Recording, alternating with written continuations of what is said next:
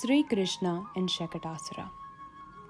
Our baby Krishna was 3 months old. That is about the time when babies begin to have enough strength to roll over from their belly to their side. It might not seem like a big deal to you now, since you can do a lot more tricks. Do you remember the day you rolled over and all those big adults got excited? Perhaps you have pictures of that. There's even a Vedic ceremony that's performed to mark this big milestone, this great achievement of the baby. Mother Yashoda and Nandagopa too hosted a get-together to celebrate our baby Lord's rolling over by performing the Vedic ceremony. The priests had come and chanted mantras as Mother Yashoda and the other women gave a ceremonial bath to our baby Lord.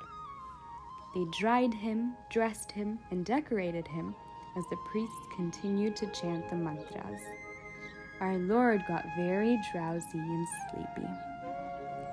Mother Yashoda gently placed the sleeping Krishna in a cradle and put that under the shade of a big cart. She thought the cart would protect her little boy from the sun and give him a cozy nook to have an undisturbed sleep. Soon she was engrossed in attending to her guests, entertaining them, serving them food, and so on. Little did she or her guests expect what would happen next. You know when babies doze off right after their bath before their feed. They don't sleep for long, but wake up soon because they get hungry. Well, our Krishna too woke up and he wanted some milk. He gurgled and cooed a little. No response. Everyone was busy having fun.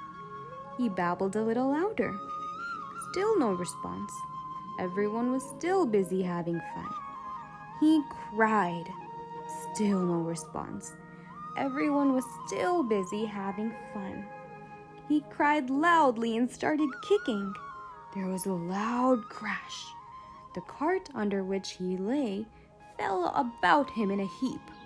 All the dishes placed on top of that cart dashed to pieces and their contents spilled all over. Suddenly everyone rushed to him. With a racing heart, Mother Yashoda picked up her boy and hugged him hard for long.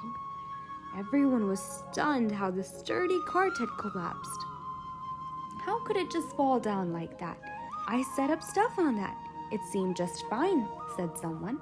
A few others went here and there, trying to find out what might have happened to the cart. Some were going through the heap to see if they could find the cause of the mishap. A few boys who were playing there said, "We saw how it fell. This little baby kicked it. We saw that." None believed them.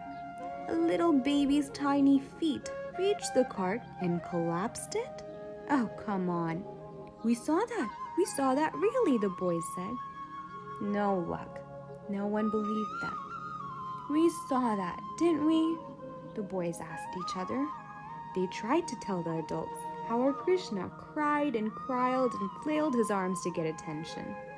Still no one believed them. They had no idea that our Krishna is the Lord Supreme. Remember how Putana didn't have any inkling of his power when she picked him up to poison him? Well, Shakata had no clue either. Shakata was another evil friend of Kamsa and came to do what Putana could not. He came to hurt our Lord. Being a magical asura, he could change his forms and get into things. He was in the cart and wanted to collapse on our little Krishna.